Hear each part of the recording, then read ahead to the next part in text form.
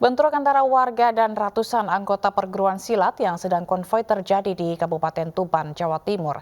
Dua kubu terlibat saling lempar batu hingga masuk permukiman warga.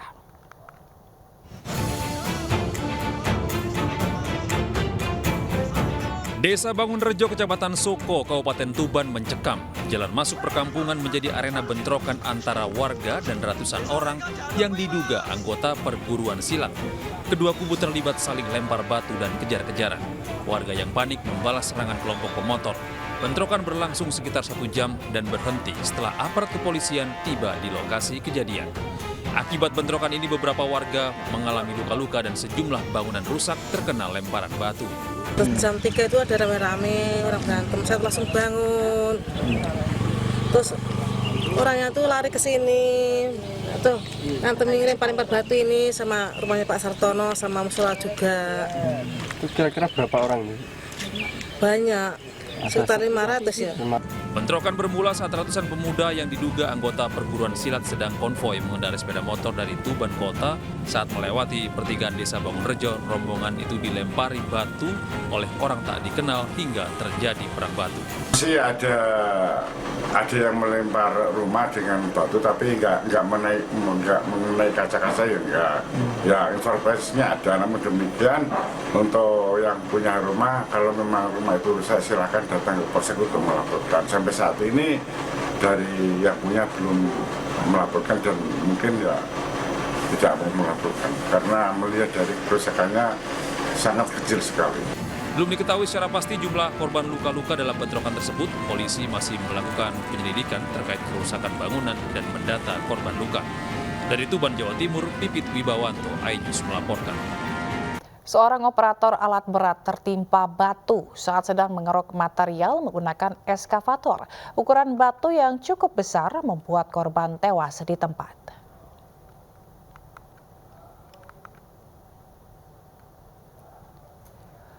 Kejadian ini berawal saat korban mengambil material di Desa Wakorumba, Kecamatan Wakorumba Selatan, Kabupaten Muna, Sulawesi Tenggara. Tiba-tiba batu besar jatuh tepat di atas eskavator. Ukuran batu yang cukup besar membuat atap alat berat ringsek sehingga korban pun terjepit di dalamnya. Warga sekitar sempat berupaya menolong korban, namun naas nyawa korban tidak terselamatkan. Kasus ini masih dalam proses penyidikan pihak kepolisian. Dia sudah meninggal kemarin. Langsung pihak keluarga juga pada saat itu juga disampaikan, langsung datang dan dievakuasi langsung ke keluarga. Lebih dari 100 pekerja migran Indonesia atau PMI terlibat bentrok dengan pemberi kerja di Kamboja. Video bentrokan yang beredar di kalangan keluarga pekerja migran di Deli Serdang tersebut membuat khawatir keluarga.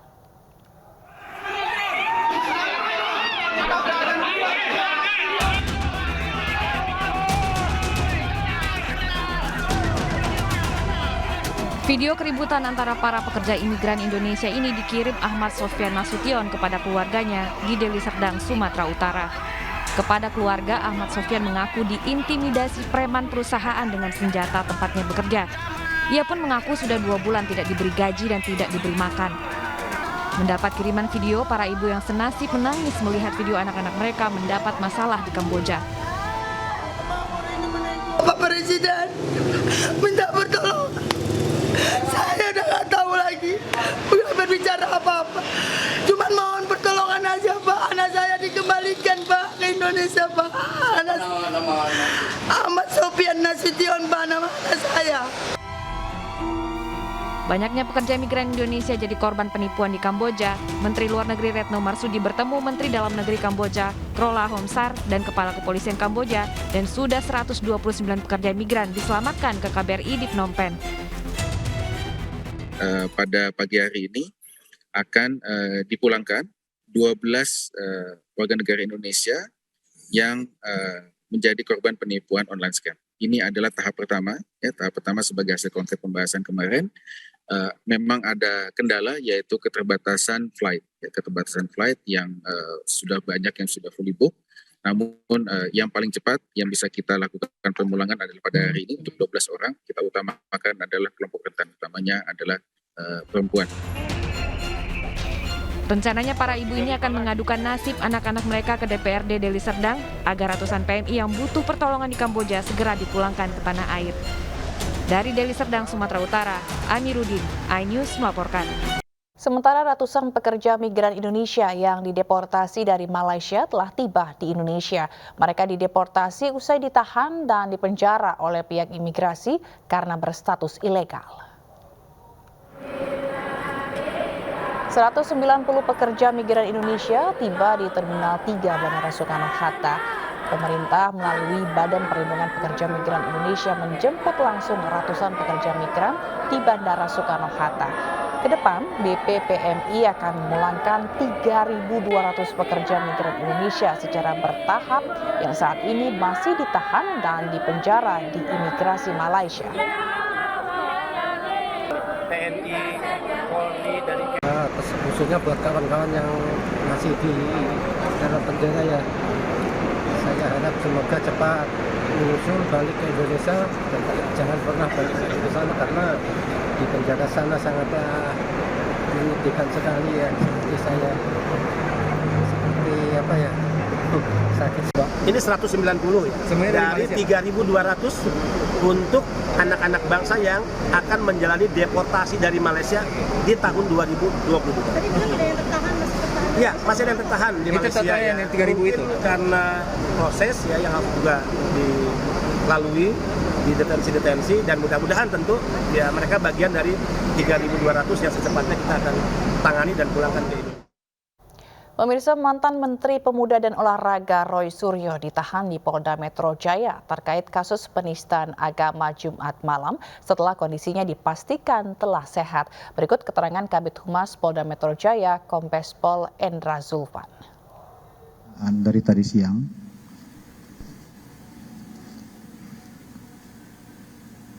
maka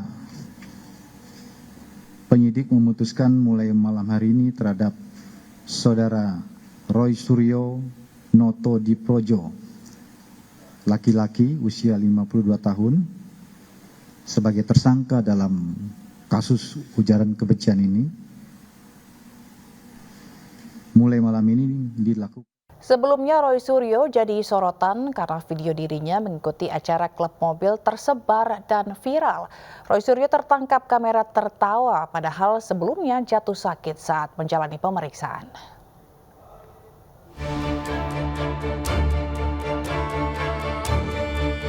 Kemunculan Roy Suryo di acara sebuah komunitas mobil menjadi sorotan publik. Dengan menggunakan penyangga leher, mantan Menpora ini bersenda gurau dengan koleganya. Padahal statusnya saat ini sebagai tersangka dan berdalih sakit.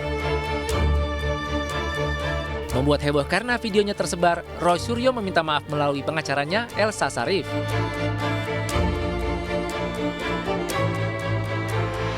Sebelumnya dalam 2 kali pemeriksaan Roy Suryo jatuh sakit. Pada pemeriksaan pertama sebagai tersangka 22 Juli lalu, Roy Suryo diperiksa selama 12 jam. Keluar dari pemeriksaan panjang, Roy harus dipapah dan menggunakan kursi roda. 4 hari berselang, Roy Suryo kembali diperiksa. Setelah 10 jam, Roy Suryo keluar dengan penyangga leher. Roy Suryo terseret masalah hukum dan menjadi tersangka kasus dugaan penistaan agama karena mengunggah meme stupa Candi Borobudur yang diedit menjadi muka mirip Presiden Jokowi.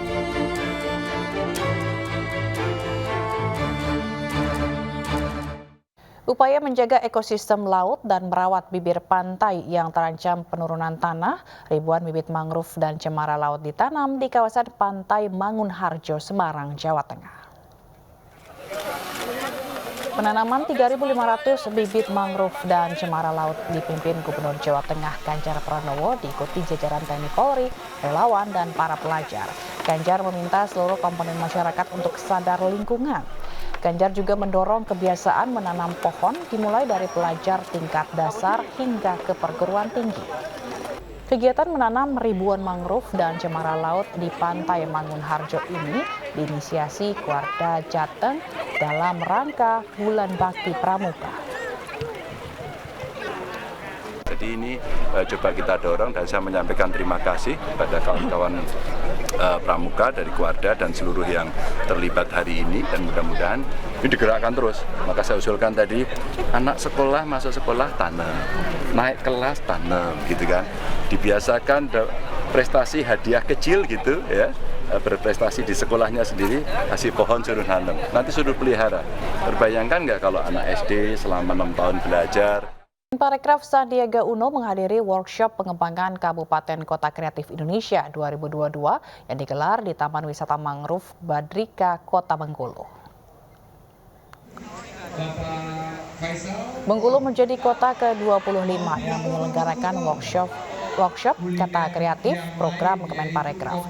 Dialog antara Sandiaga dengan 60 pelaku usaha ekonomi kreatif pun berlangsung interaktif. Sandi mendorong para pelaku ekraf, khususnya subsektor kuliner, kria, dan fashion di Kota Bengkulu untuk terus inovatif dalam berkarya. Melalui Gerakan Nasional Bangga Buatan Indonesia, produk pelaku usaha ekraf di Bengkulu bisa masuk di katalog pemerintah pusat atau go nasional. Program Kabupaten Kota Kreatif, di mana Kota Bengkulu ini adalah yang ke-25 dalam rangkaian roadshow kami untuk memperkuat ekosistem ekonomi kreatif di Kota Bengkulu. Kami mentargetkan 1,1 juta lapangan kerja baru. Pemerintah Provinsi Jawa Barat membebaskan denda pajak kendaraan bermotor hingga akhir Agustus 2022. Langkah ini diambil untuk meningkatkan kesadaran masyarakat untuk membayar pajak kendaraan bermotornya. Pemerintah Provinsi Jawa Barat terus meningkatkan kesadaran masyarakat untuk membayar pajak kendaraannya dengan mengeluarkan berbagai inovasi. Salah satunya adalah membebaskan denda pajak kendaraan bermotor hingga akhir Agustus 2022. Pasalnya, dari 23 juta lebih pemilik kendaraan bermotor di seluruh Provinsi Jawa Barat, baru 11 juta yang membayar kewajibannya. Nah, karena kedisiplinannya masih rendah, kita mengeluarkan banyak inovasi, termasuk mengingatkan bahwa sampai bulan Januari bagi yang tidak meregister ulang kendaraan gitu ya, itu akan dianggap bodong setelah bulan Januari 2023. Nah, manfaatkan registrasi ulang itu sampai Januari, bayar pajaknya. Kemudian sedang ada wacana ya, biar balik nama itu akan dihilangkan untuk tahap 2.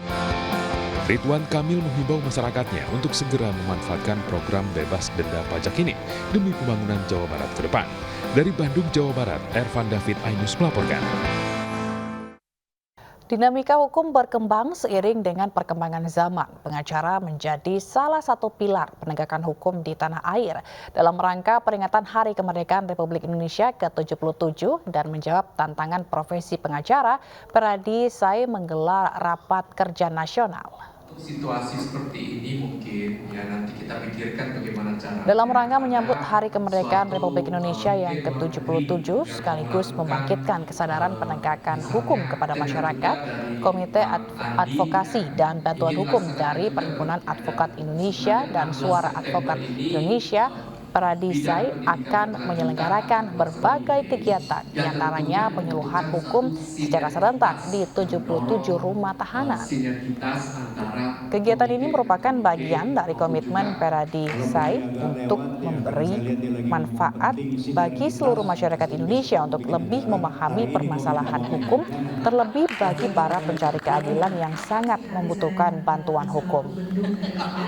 Komitmen itu disampaikan dalam rapat kerja nasional Peradi Sai di Jakarta. Organisasi ini memang sangat dinamik, sangat penuh dengan kreativitas. Meningkatkan kualitas para advokat. Yang kedua, disepakati bahwa bagaimana melayani masyarakat. Yang ketiga, bagaimana advokat itu menjalankan profesinya dengan catatan harus bisa profesional. Ya, harus bisa profesional dan tidak mengandalkan satu statement-statement yang tidak ada dasar hukumnya, dan harus betul-betul advokat itu melaksanakan kode etik secara baik dan benar.